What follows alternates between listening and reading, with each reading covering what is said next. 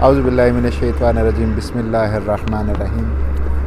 امام زمانہ کی غیبت میں ہمارے وظائف ویسے تو بہت سارے ہیں، لیکن ان میں سے جو اہم ہیں وہ آپ کی خدمت میں پیش کرتے ہیں۔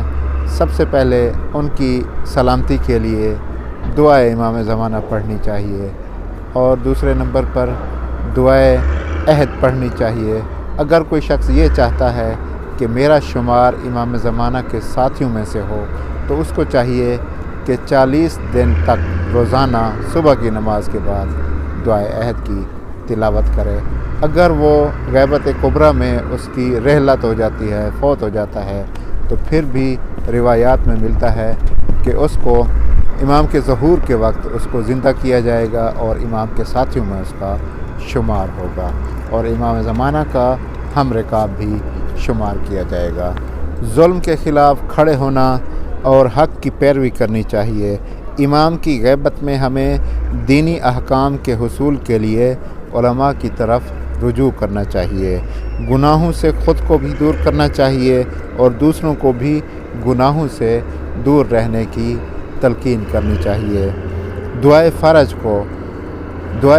کو کم از کم روزانہ، اول تو ہر نماز کے بعد، نہیں تو روزانہ کم سے کم ایک بار ضرور پڑھنی چاہیے۔ مظلومین کی حمایت کرنی چاہیے اور ہر ممکن بلکہ جتنا ہو سکے ان کی مدد کرنے میں کوتاہی نہیں کرنی چاہیے۔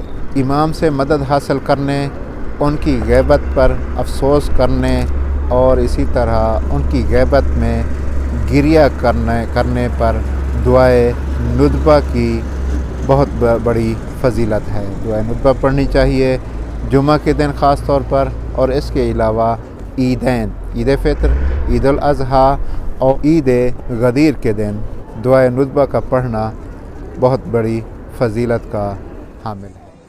منتظر اور منتظر میں فرق یہ ہے کہ منتظر یعنی انتظار کرنے والا، یعنی امام زمانہ خدا کے حکم کا انتظار کر رہے ہیں۔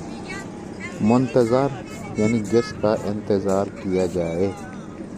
ہم امام زمانہ کا انتظار کرنے ہیں تو اس لحاظ سے امام زمانہ منتظر بھی ہیں، یعنی جن کا انتظار کیا جا رہا ہے۔ امام کے ظہور کی قطعی علامات میں سے یہ ہے کہ نفس زکیہ کا قتل ہوگا، آسمانی ندا ہوگی اور سفیانی کا خروج ہوگا۔